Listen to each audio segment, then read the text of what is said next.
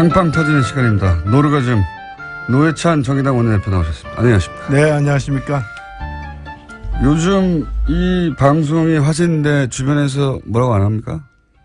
예, 제가 뭐 곳곳에 가면은 예. 유수공장 시청자가 굉장히 많다는 걸 제가 실감하고 있습니다.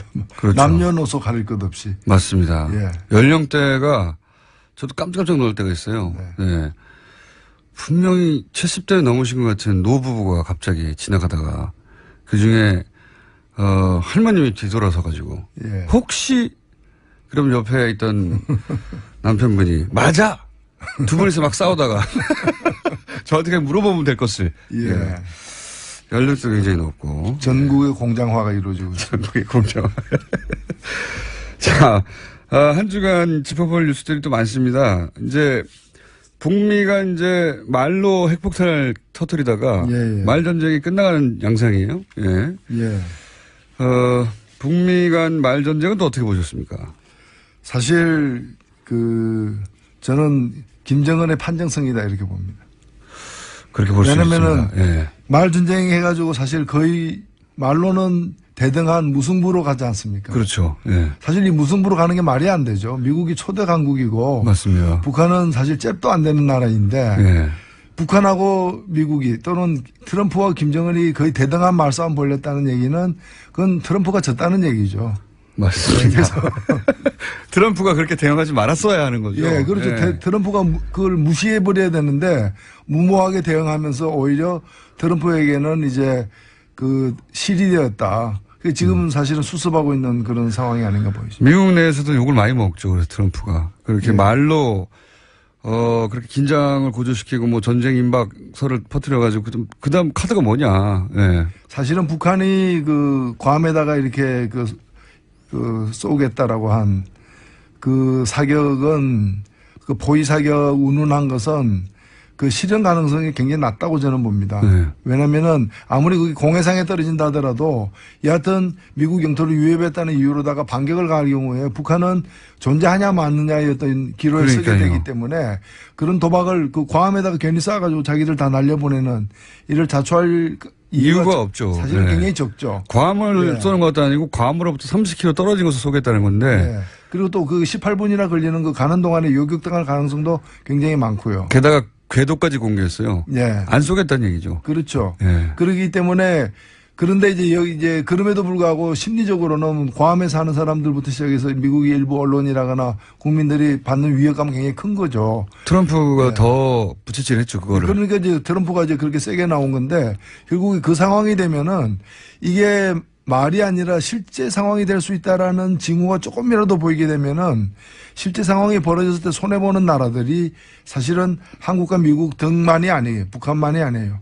그러니까 지금 EU에서도 나서려고 그러고 그러니까요. 프랑스도 중재하겠다고 얘기 나오고. 세계대전 벌어지는 거죠, 잘못하면. 예, 그러니까 러시아하고 중국도 다 나설 수밖에 없고 그렇게 되면은 북한만 지탄하는 게 아니라 두 사람의 싸움이 동네를 불태울 수 있다라는 위기감에서 동네 사람 다 일어나니까 둘 다 사실은 문제아가 되는 거죠. 북한은 원래 문제였기 때문에 예. 더 잃을 게 없는 더 거죠. 잃을 게 없고, 예. 미국 같은 경우에는 트럼프 대통령은 큰 문제아로 등극을 하게 된 거죠. 예. 사실 괌에 쏜다고 그랬으면 미국이 가장 적당한 반응을 쏴봐라 그러면. 기다릴게. 저는 이렇게 써야 된다고 봅니다. 그렇죠. 지금 쏴봐 계속. 어떻게 쏩니까? 쏜다는 말만 계속 하겠지. 그랬어야 되는 것 같은데 뭐. 이제는 또 지켜보겠다. 미국을 지켜보겠다 이렇게 되고 사실은 8월 중순까지 보고를 받겠다 했는데 8월 중순 지났어요. 예. 지났으니까 이제 다시 이제 미국에서 이제 뭐 대화 제의 같은 게 물밑으로 이제 있으면서 입장이 바뀐 거죠. 북한은 얻을 거 다 얻었죠. 예. 미국하고 맞대거리 한 나라로. 예. 북한 주민들한테도 그걸 광고할 테고. 근데 여기에 대해서 이제 정세현 전 장관은 그런 얘기도 했었습니다. 이게 지금 미국이 예산 짜는 기간인데 이렇게 돼가지고 위기설을 부추기면 군산복합체들이 굉장히 좋아한다. 또 군도 예산 확보에 좋다. 그래서 더 부추기는 면도 있다. 그런 면도 있을 수 있겠죠. 위기가 고조될수록 예. 고조될수록 이익을 보는 세력들이 사실은 한미 간 내부에 다 있습니다. 물론 북한 안에도 있을 수 있고요. 당연히. 그래서 미국 같은 경우는 군산복합체 같은 경우가 그렇고 강경론자들이 득세하게 되니까 이제 그런 이해관계가 있고 한국 같은 경우에도 보수 언론들 예. 위기가 조장될수록 신났죠. 그러니까 위기 때 허용 안 되는 것들이 있지 않습니까? 자유니 민주니 이런 것들. 위기라는 이유로다가 네. 차단시킬 수 있는 그런 가치들을 누르고 싶어 하는 그런 세력들이 위기를 오히려 조장하고 왜 위기인데 꿈쩍도 안 하느냐. 왜 과암 시민들은 난리인데 한국 국민들은 왜 평온하냐. 그래 놓고 자기들은 자기 집에서 그냥 편안히 자요. 그렇게 위기면 자기들부터 벙커에 들어가든가요. 네. 집에 안 가고. 그런 뉴스를 전하는 기자들도 집에 편안히 돌아갑니다. 저는 뭐 그런 점에서 어저께 그 8.15 경축사에서 문재인 대통령이 굉장히 그 의미심장한 얘기를 사실 했어요. 저는 그 많은 얘기들이 어제 있었는데 그 중에서도 하나를 꼽으라면은 한반도에서의 군사행동은 대한민국만이 결정할 수 있고. 그렇죠. 저도. 누구도 네. 대한민국의 동의 없이 군사행동을 결정할 수 없습니다.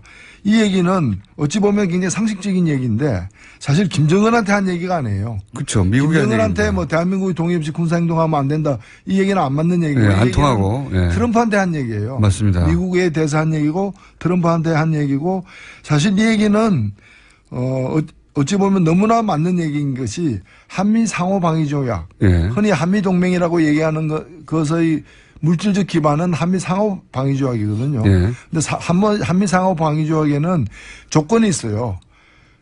그 태평양 지역이라고 한정돼 있어요. 네. 그리고 그 속에서 한미가 공격을 받을 경우에 네. 일단 공격을 받아야 돼요. 미국이 공격을 받아도 우리가 또 그렇죠. 같이 참전합니다. 그리고 한국이 공격을 받아야지 공격을 네. 받을 징후가 있다거나 이런 거 가지고는 안 되는 거예요. 공격을 받을 경우에 공동으로 대응하도록 돼 있는 거예요. 그러니까 북한이 남침을 하거나 대한민국에 공격을 가할 때 미국이 개입하거나 이제 전쟁에 함께 할 수 있는 것이지 공격을 받지 않은 속에서 선제니 예방이니 하는 그런 행동 그걸 용납하지 않겠다는 거거든요. 그러니까 이 얘기는 결국에 한국의 동의 없는 미국의 선제 공격을 용인하지 않겠다라는 거니까 사실은 굉장히 센 얘기예요. 그러니까 당연한 얘기고 옳은 얘기인데 트럼프가 그 얘기를 했을 때 뭐 화염이 어떻고 뭐 이런 얘기를 했을 때 바로 얘기를 했으면은 트럼프에 대해서 엄중하게 경고하는 직설적으로 경고하는 얘기가 되는 건데 그렇게 되면 이제 북한과의 어떤 그 긴장을 앞두고서 한미 간의 여러 가지 이제 이견 등의 어떤 갈등이 노출되는 것처럼 보이니까 그걸 또 증폭시켰겠죠. 우리 보수 언론은. 한 타임 이렇게 해서 그러나 미국의 분명한 메시지. 실제 요 메시지에만 미국이 반응했어요. 미국 언론이. 예, 우리나라에서는 뭐 유석춘 위원장이 후내년이 이제 건국 100주년이다 이런 거에 반응하고 있는데 보수 쪽에서는 미국에서는 지금 말씀하신 그 멘트만 반응을 했죠. 이게 트럼프 행정부에 대한 경고의 메시지다. 그렇죠. 맞죠? 예. 준엄한 경고죠. 맞고. 그리고 그냥 일방적 경고가 아니라 한미 상호 방위 조약에 근거한 경고라는 거죠.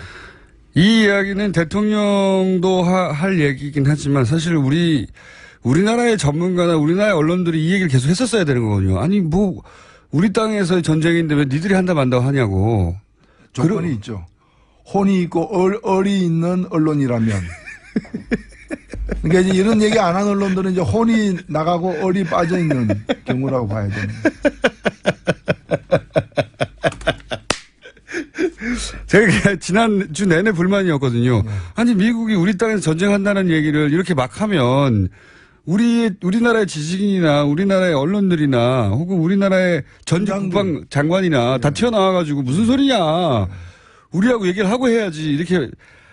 이렇게 얘기해야 하는데 실제 우리 언론이 한 일들은 대다수 언론들, 그러니까 어이없는 많은 언론들이 한 일은 트럼프 대통령 발언을 계속 중계하면서 우리나라 전쟁 날지도 모른다는 그 위기감만 계속 강조했어요. 그래. 전쟁 날지 모르는데 너희들 뭐 하고 있느냐. 그러니까요. 전쟁 날지 모르는데 무슨 일자리냐, 뭐 탈핵이냐, 네. 전쟁 날지 이제 이런 얘기죠. 전쟁 날지 모르는데 휴가를 왜 가냐. 전쟁 날지 모르는데 정작 본인들은 집에 잘 가요. 밥 잘 먹고 본인들부터 그러면 벙커에 들어가서 나오지도 말든가요. 이게 우리 지식인들을 혹은 언론들 역할을 못 하고 있는 거죠. 그렇죠. 미국에서 오히려 트럼프 대통령 발언이 너무 나간다. 비판이 쏟아질 때도 그거 그냥 보도하기만 했지 우리 목소리를 내지 않았어요. 아직 그 광복이 안 된 분들이 계시는 거죠. 광복이 안 된 분들. 그 얘기 나와서 또 하는 얘기인데 유석춘 위원장은 48년이 이제 건국 일이다. 다시 한번 강조하면서 건국절 논란을 다시 한번 이제 불을 댕겨보려고 하셨는데 이건 또 어떻게 보십니까? 사실 그 혁신위원장, 예. 자유한국당 혁신위원장인데 헌법 정신에 어긋나는 발언이라고 저는 생각합니다. 왜냐하면 우리나라 아시다시피 헌법 전문에 이 3.1운동으로 건립된 대한민국 임시정부의 법통을 개성한다는 말이 맞습니다. 헌법 전문 제일 첫 문장에 예. 뭐 헌법 전문에 하나의 문장이지만 예. 제일 첫 부분에 이게 들어가 있어요. 예. 그래서 이 문제에 대해서 시비를 걸려면은 헌법 전문부터 고치고 얘기를 해야 되는. 그리고 국부라고 하는 이승만 대통령도 본인이 취임하면서 건국 30주년이라고 했거든요. 예. 이미.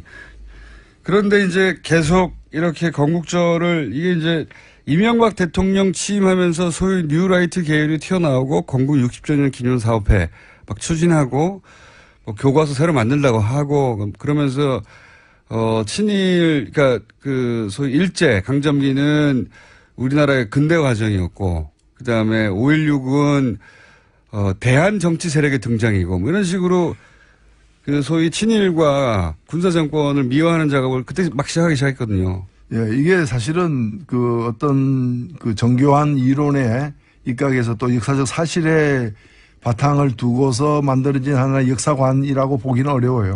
제가 볼 때는 이걸 통해서 뭘 노렸는가. 1차적으로 그렇죠. 노리는 건 뭔가 하면 그럼 그 건국은 누가 했느냐. 이승만이 했다는 거죠. 그렇죠. 그러니까 우리 역사에 과거에 대한 성찰로서 이승만이 그런 정부 수립에 앞장선 어떤 주요 인물이긴 하나 그 이후에 독재로 일관해가지고 결국에 국민에게 의해서 쫓겨난 대통령 아니에요. 네. 그런 이제 부정적 평가가 더 많은 대통령을 갖다가 긍정의 화신으로 이제 돌리려는. 네. 그래서 건국의 아버지로 만들려면은 이승만의 가장 큰 공은 건국이다. 네. 이 나라를 세운 우리의 정치적 아버지다.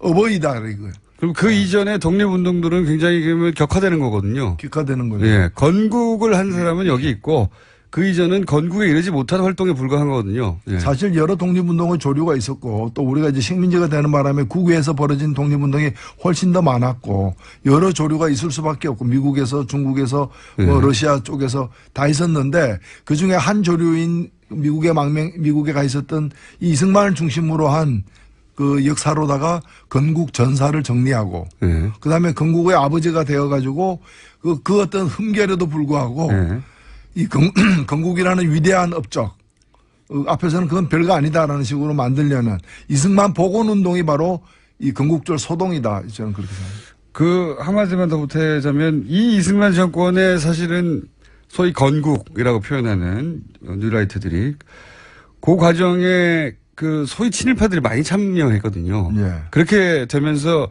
친일파들은 건국 세력이 되는 거예요. 만약에 그 이전부터 독립운동 과정부터 따지기 시작하면 독립운동을 한 세력이 아니라 친일을 했던 세력이 되는 건데 그렇게 평가가 되는 건데 이 건국을 한 세력이 중요한 것으로 이제 역사를 정리해 버리면 친일파들도 건국에 동참한 건국 맞습니다. 세력이 되는 겁니다. 아주 정확한 지적입니다. 예. 예. 그거를 노리는 거라고 봐야 되겠죠. 예. 친일 4대 매국 세력들을 갖다가 역사의 어떤 주역으로 다시 예. 세탁하고 환원하는 작업이 건국절 소동이다. 그렇게 해서 이어진 세력의 이제 후손들이 이제 이걸 다시 하는 거죠. 그러니까 결국 자유한국당의 어떤 이 지주, 정신적 지주, 원천이 자유당으로까지 예. 올라가고 더 올라가서 그 친일 부역 세력들까지 올라간다는 그런 뜻이라고 저는 봅니다. 그래서 저는 이 논란은 이 세력이 유리할 게 없다고 보는데도, 예, 그걸 포기하지 않고 계속해서, 자유한국당을 혁신한다는 분이 와가지고 다시 이 논란을 짚히는 것은 유리하지 않을 것 같은데 하고 있어요. 예.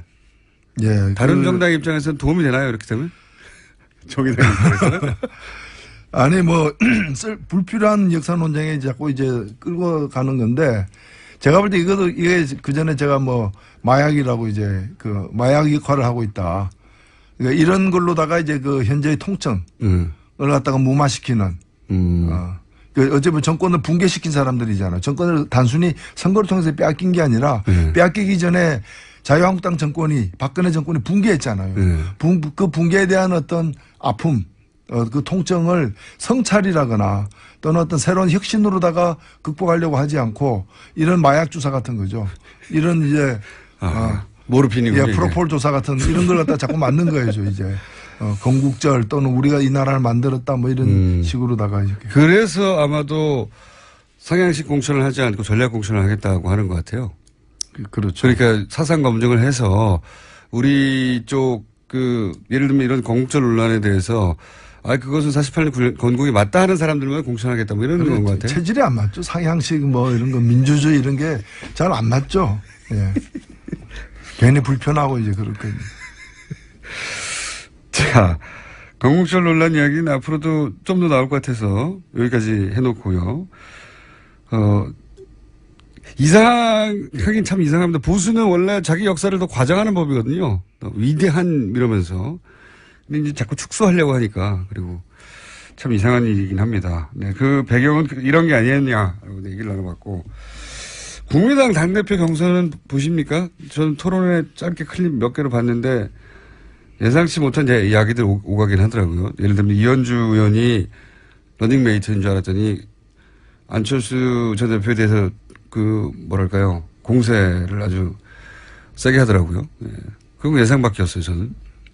예, 뭐, 아무래도 선거니까 예. 그런 식을 통해서 자기를 부각시키려고 하는 저는 뭐 가장 기본적인 그런 어떤 표현이 아닐까 보여집니다.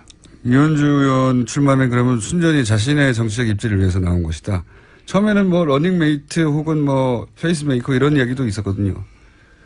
누구를 위해서 나온 글쎄요. 그 속사정이 알 수 없지만은 대략 흘러가는 걸 보니까 뭔가 최고위원 등을 이렇게 그 목표로 했는데 그게 잘 안 되니까 아예 더 세게 이렇게 나온 게 아닌가 이렇게 보여집니다. 협조를 잘 못 받았을 수 있다.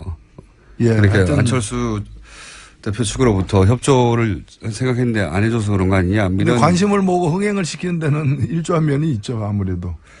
어떻게 될까요? 전망은 어떻게 보십니까? 이 결과. 글쎄요. 뭐 워낙에 안 후보가 제일 유리하니까 또 나오지 않았겠느냐는 전망들이 많은데 또 결선 투표자라는 또 이 선거제도가 도입됐기 때문에 만일 안 후보가 낙선한다면 이변일 것이다. 이변일 것이다. 이변의 가능성을 현재로서는 뭐 점치기는 어렵다 이렇게 보입니다. 낙선한다면 본인의 정치적 위상도 큰 상처를 받겠죠. 예. 이 당내 선거에서도 이기지 못하면 그럴 가능성인데 그렇게 높지 않다고 보시는 거죠, 지금은?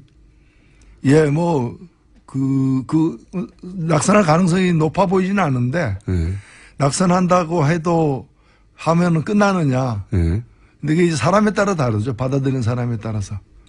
이분 같은 경우에는 뭐 외상후 스트레스가 굉장히 적은 편이어가지고. 외상후 스트레스가. 그러니까요.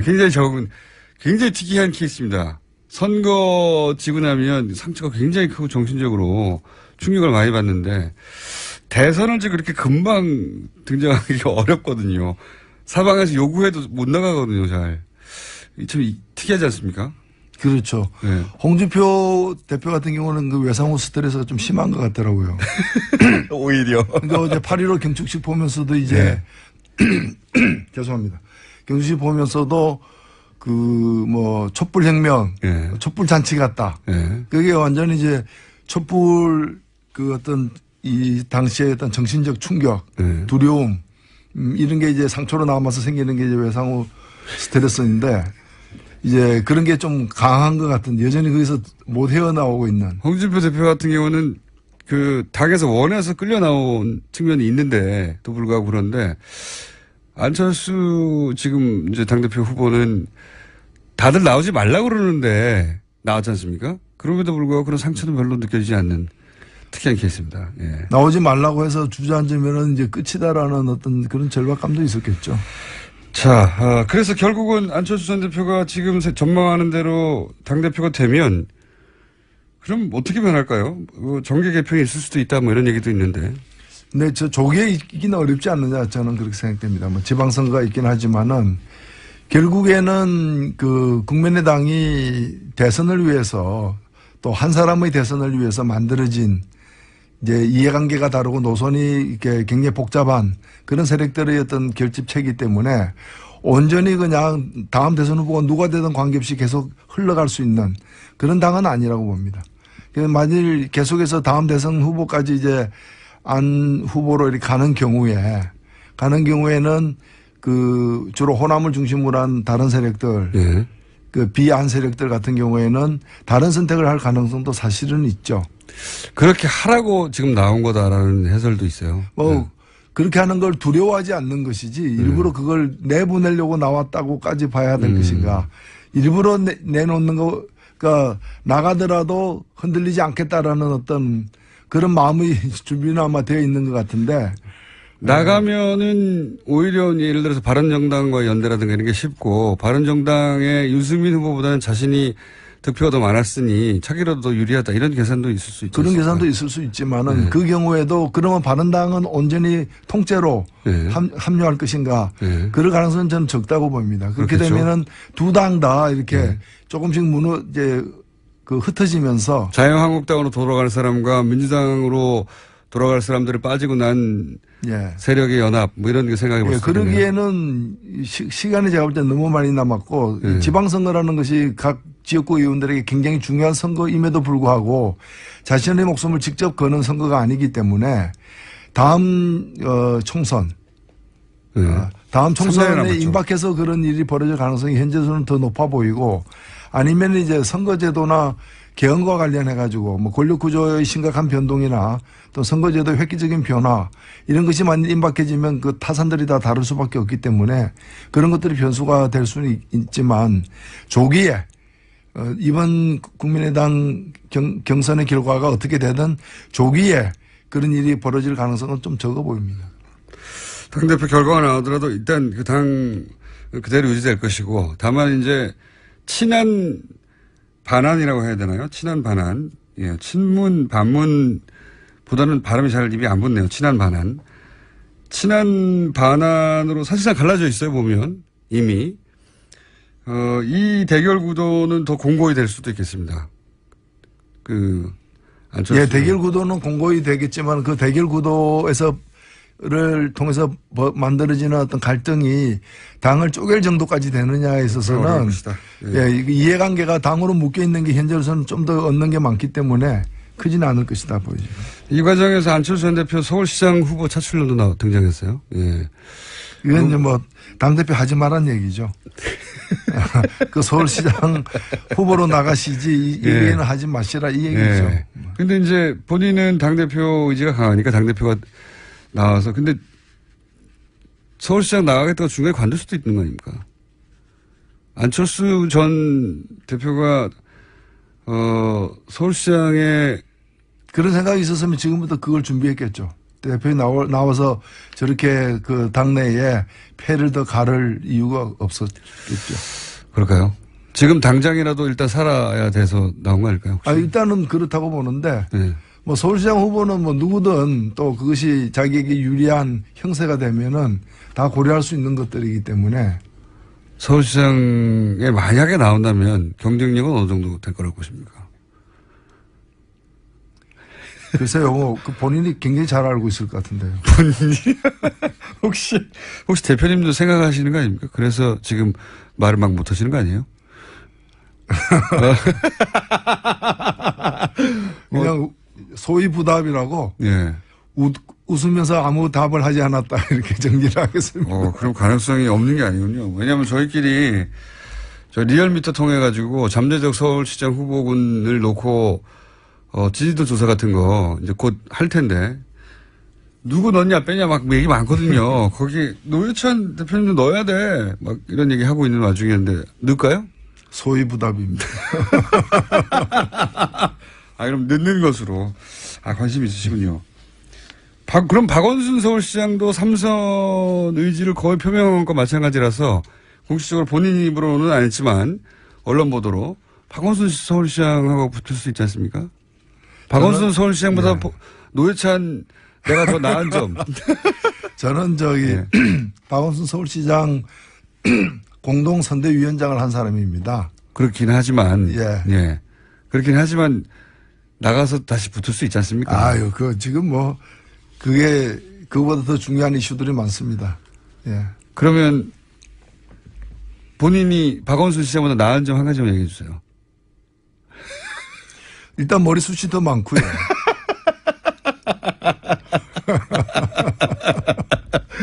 서울시 행정을 하게 된다면 내가 이런 점들은 아마 더 나을 것이다. 예, 제가 공약한 것들 박원순 시장이 많이 이렇게 네. 받아가지고 실현하고 있기 때문에. 다 내가 준 거다, 그거? 다 제가 준 건 아니고요. 상당 부분. 상당 부분이라기보다는 네. 그런 것들도 꽤 있다는 말씀입니다. 그러니까요. 본인이 만약에 서울시장을 하면 이건 내가 더 잘할 수 있겠다. 이런 대목은 없으십니까? 머리숱 별로 말고. 생각 안 해봤습니다. 생각해 보셨으면서. 이거 처음 알게 됐습니다. 예. 노회찬. 괜히 말을 또 만들지 마십시오. 노회찬 전 대표님이 내심 혼자 서울시장을 생각하고 있다는 걸 처음 알았어요. 자, 그럼 다음 조사 때 저희가. 과거에 제가 서울시장 출마했다는 얘기죠. 예. 출마해서 떨어지셨죠. 네. 떨어지셨는데. 그 얘기는 그만하시고. 이거 새로운 뉴스입니다. 네, 관심 있으신 것으로. 아니, 이런 게 자꾸 만들어지는 뉴스인 거죠. 그래서 여론조사에 넣어요, 말아요. 궁금하죠? 아니, 그걸 제가 왜 상관합니까? 궁금하신 걸로. 넣어서 저희가 결과 수치가 너무 낮게 나오면 뺄게요. 그거는 반칙입니다. 자, 제가 원래 다른 얘기를 쭉 하려고 그랬는데, 예. 그러니까 좀 탈선했어요. 탈선해가지고. 혹시 꼭 했었어야 하는데 못한 얘기 있습니까? 1분 남았다고 할 수도 있는데.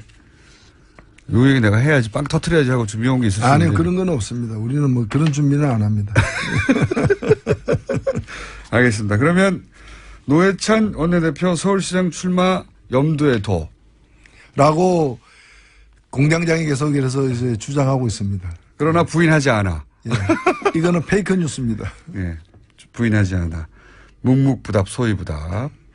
정의당 노회찬 원내대표였습니다. 감사합니다. 예, 고맙습니다. 맨 마지막 거 빼고.